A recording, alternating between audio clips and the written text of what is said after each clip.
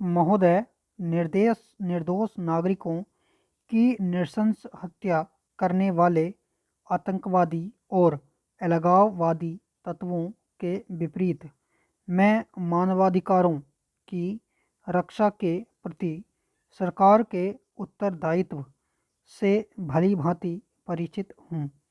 वास्तव में इस बैठक में शायद वे परिसीमाएं तय की जानी चाहिए जो राष्ट्रीय अखंडता की रक्षा और मानवाधिकारों के प्रति सम्मान के बीच सामंजस्य स्थापित करती हैं।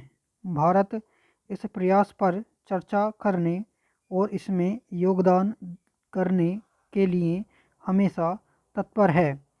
इस बात पर भी ध्यान देना जरूरी है कि मानवाधिकारों की विषय वस्तु और प्राकृतिक विभिन्न समाजों की सामाजिक, पारंपरिक और सांस्कृतिक शक्तियों द्वारा निर्धारित होती है।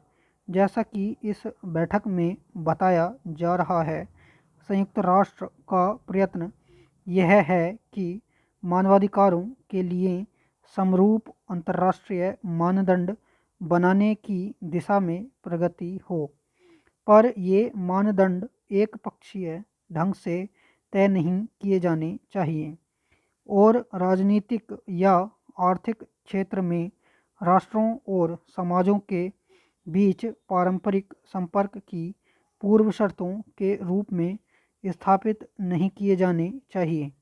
एक न्यायपूर्ण विश्व आर्थिक व्यवस्था के निर्माण के लिए हमें प्रयास करना चाहिए और राष्ट्रों को मानवाधिकारों के व्यापक मानदंडों की ओर अग्रसर होने के लिए प्रेरित किया जाना चाहिए।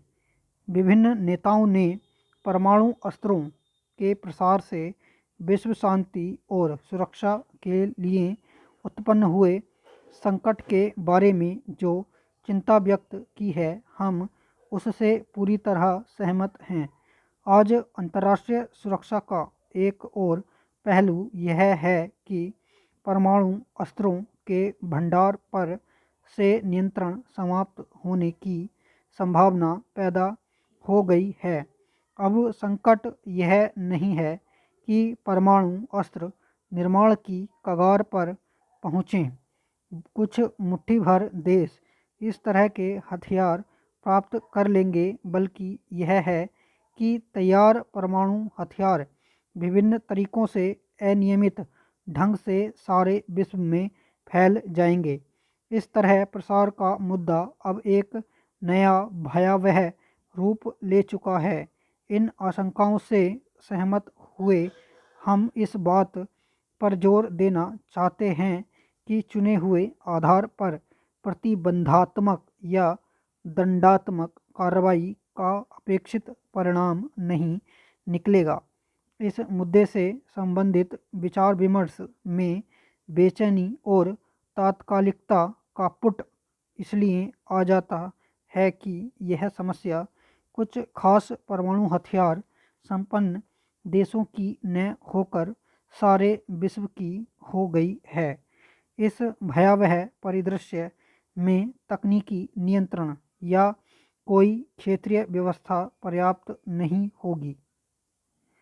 महोदय, एक साथ बहुत सारे देशों में, जिनमें से कुछ की एक खास समय पर पहचान भी नहीं हो सकती, पर्यवेक्षण और नियंत्रण की समस्याओं की वजह से प्रभावी परिणाम प्राप्त नहीं होंगे। महासचिव से इस बात की अपेक्षा नहीं की जा सकती कि वे भूमिगत भंडारों का निरीक्षण करेंगे और बम ढूंढेंगे। यह बिल्कुल साफ है कि इस तरह के उपाय सफल नहीं होंगे। कुछ दूसरे रास्ते ढूंढने होंगे, तब यह गुत्थी कैसे सुलझेगी।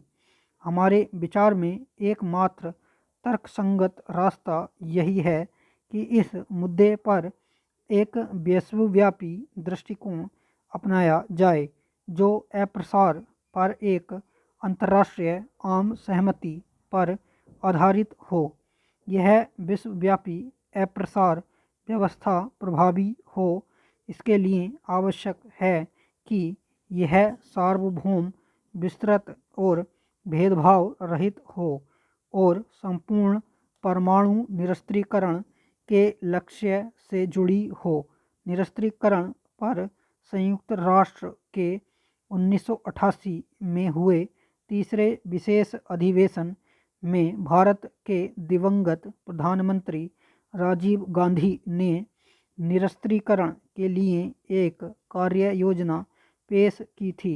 इस योजना के अंतर्गत विभिन्न चरणों में सामूहिक संहार के सारे हथियारों को नष्ट किया जाना था और अंत में एक परमाणु अस्त्र रहित अहिंसक विश्व की स्थापना होनी थी। परमाणु अप्रसार पर नई अंतर्राष्ट्रीय सहमति के सारे महत्वपूर्ण अस्त्रों के प्रयोग या प्रयोग की धमकी पर निषेध के लिए एक अंतर्राष्ट्रीय सम्मेलन का आह्वान था। दूसरी परीक्षणों पर प्रतिबंध के लिए यह एक व्यापक संधि की वकालत करती थी। तीसरा, परमाणु अस्त्र बनाने के करीब पहुँचे देशों को यह वचन देना था कि इस दहलीज को पार नहीं करेंगे। इसके साथ यह बात भी जुड़ी थी कि परमाणु हथियार संपन्न देश 2010 ईस्वी तक अपने परमाणु हथियारों के भंडार खत्म करने का वचन देंगे। सभापति महोदय, जब यह कार्य योजना प्रस्तावित की गई थी तो कुछ परमाणु हथियार संपन्न देशों ने इसे स्वीकार करने में कठिनाई व्यक्त की थी, क्योंकि उनका विश्वास तथाकथित आणविक प्रतिरोध के सिद्धांत में था। इस सिद्धांत का आधार पूर्व पश्चिम संघर्ष और शीत युद्ध था। शीत युद्ध अब खत्म हो चुका है। आणविक गतिरोध अब पुरानी बात हो गई है। आणविक प्रतिरोध का सिद्धांत अब प्रासंगिक नहीं रहा।